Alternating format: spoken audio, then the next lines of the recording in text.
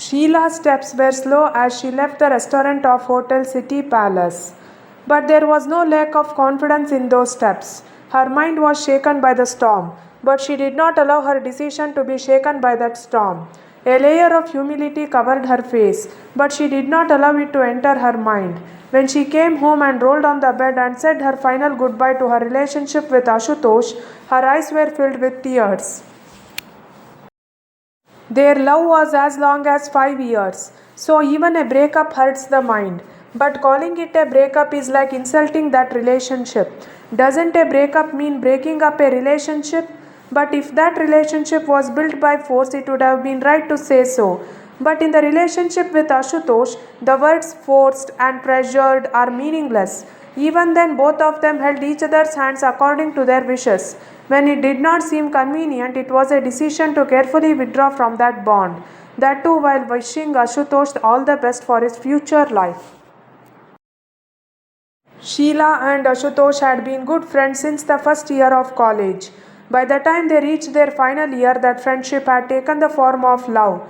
But it was not a blind love like in stories, novels, or movies. It had gradually taken the form of maturity and understanding. There were no promises of bringing stars between them. There too they dreamed of standing on their own 2 feet and moving forward together. As soon as college ended, both Sheila and Ashutosh became busy in job hunting. They wanted to fulfill their dreams as soon as possible. Ashutosh had his own family business, so he was ready to expose himself to the competition of the world. So he had a desire to do some job independently. It was not something he had inherited from his family, but it must have been something he had earned through his own hard work. He and she had both come to Bengaluru from their village to prepare for competitive exams. Apart from preparing under the same coaching and staying away from the discipline of the house, they had created their own perimeter. When they were alone, when one of them started to go astray, the other would guide them on the right path. Even after seeing so many couples living in a live in relationship, their minds would not deviate from their goal. When we decided to get married, why not now? Just once. So many times the hasty male mind would fall into stubbornness. After marriage, you will do the same thing. Once a career should be formed. After that, we will always be together, the restrained female mind thought. She would smile and push his outstretched hand away.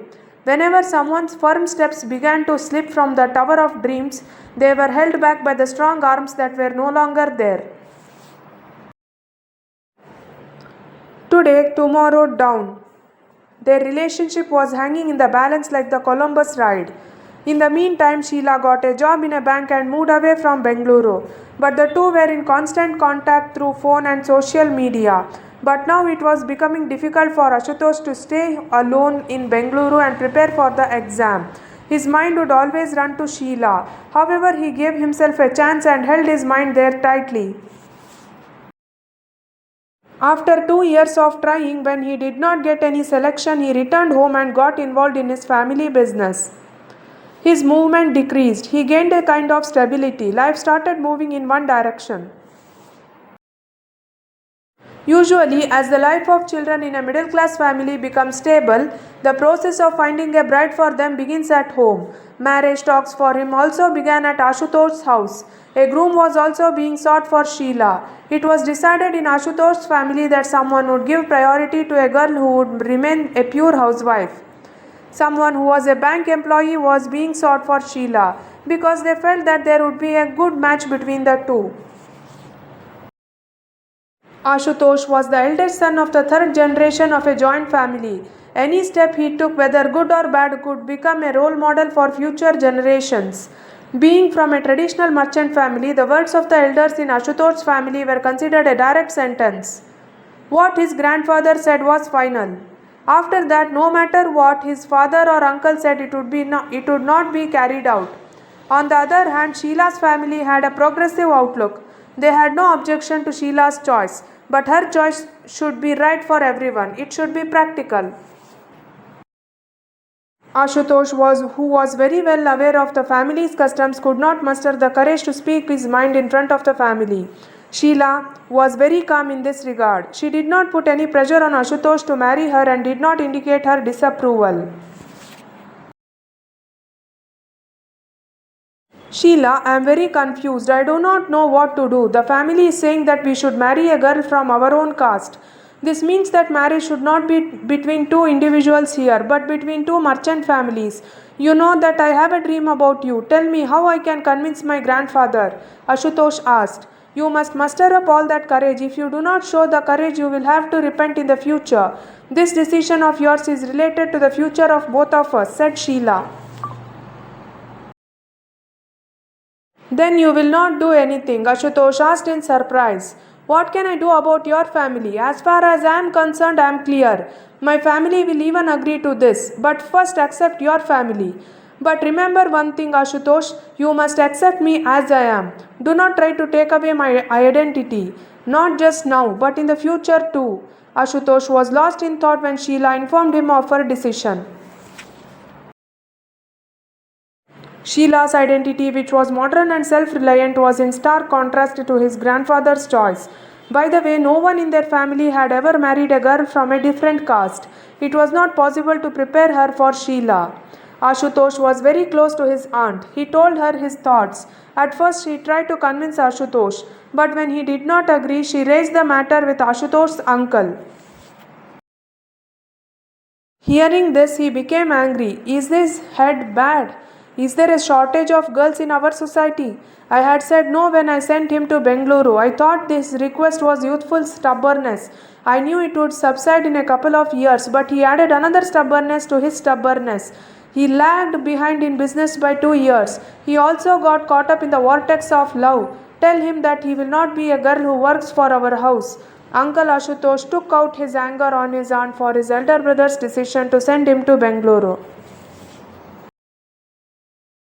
But Ashutosh did not lose courage. Once through his aunt, he continued to try to convince his uncle, and again through his mother, to convince his father. Meanwhile, he wanted to convince Sheila to give up her job and prove that the girl was a housewife. But Ashutosh did not like Sheila's proposal at all. What do you think I am, Ashutosh? I want to continue my job. Look, you need to know this. You have two alternatives. One is your family legacy, and the second is love, which is me. You have to accept me even though I am gone. You have to choose one of these alternatives, and you have to decide very carefully, Sheila said firmly. In a way, she had made her decision clear to Ashutosh. With a depressed mind, Ashutosh again tried to convince his family. This time, he chose his grandfather. Grandfather melted at his grandson's request, and despite all the rejection, he agreed to bring Sheila, who was from a different caste, as his daughter in law. He was ready to bring Sheila into his family with some conditions of his own. Ashutosh thought this was his victory and jumped up and down. He told Sheila the good news on the phone and invited her to meet him at the same hotel, City Palace. They often met at the same hotel. Meanwhile, Sheila still had doubts. Did you make it clear to him that I will not leave my job after marriage? She asked. Hearing Sheila's words, Ashutosh suddenly felt disappointed. Sheila's doubts turned out to be true. When she looked at Ashutosh in disbelief, he realized his mistake. He held Sheila's hand tightly and said in a low voice, In our society, daughters in law always walk low and bowed. And Ashutosh fondly pulled her cheek. Sheila pushed his hand away and said, Daughters in law in your society should wear a veil on their heads. Don't expect me to look up at anyone, to run around the house like a decorated doll, throwing a tantrum. You speak very strangely. Even if I get married once, it will be as you said. I will talk to my family. Ashutosh tried to convince her. You must have said the same thing about me in front of your family. Even if I got married once. Then she quit her job. I will talk to Sheila. Sheila said in her own style, looking Ashutosh in the eyes. The matter was the same. He had said the same thing to his grandfather and had agreed to marry Sheila. Ashutosh had no answer to Sheila's questions. He started avoiding her sight. By the way, what is my mother's name? Ashutosh was surprised by Sheila's question and shook his head as if he did not know. No, I don't know. How can I know? Because people don't even recognize her by her name. She is Mrs. Sundar to outsiders, Sheila's mommy to relatives. It's not just her. So many women have forgotten their real names. They may be identifying themselves by some other name. I have seen this around my house, even in my house. But this makes me feel very bad, said Sheila as if she was angry. Then, controlling herself, she let out a long sigh and looked Ashutosh in the eyes. It is important for girls to stand on their own 2 feet. I love you very much, but that is why I do not want to be a showpiece in your house. You are my partner in times of conflict. You know that I have worked so hard to find a place of my own. I do not want to hide this hard earned identity behind a veil. I will not let my name, my identity be burned in the fire of greed, Sheila said, reading Ashutosh's face. Does this mean that your identity is more important to you than mine? Don't you like your name to be identified with mine? Our names should be one. Think about it, Sheila Ashutosh. Aha, how nice to hear. There was still a glimmer of hope in Ashutosh's voice. No, I do not want my identity to be wrapped up in your name. I do not want to be identified as Sheila Ashutosh. I want to be identified as just Sheila. I do not want anything else to come before my name. It is important for every girl in the world to have her own identity, Sheila said, touching Ashutosh's hand. So you mean no? What happened to our dream, Sheila? It's true that our dreams came together, but despite that, they were independent, separate from each other. I have no quarrel with you. I do not want you to run away from home for me. But I am sorry, I can't lose my identity. You can choose this, my final decision. Sheila stated her confident decision and patted Ashutosh's shoulder in a friendly manner and stood up.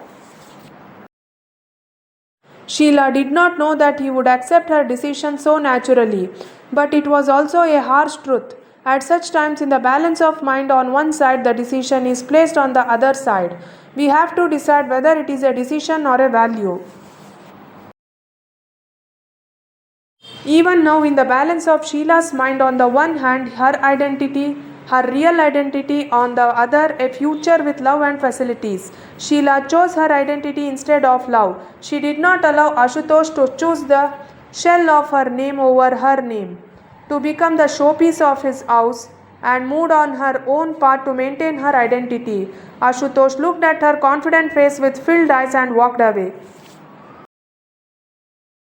Thank you for watching. If you like this video, please like, share and subscribe to my YouTube channel.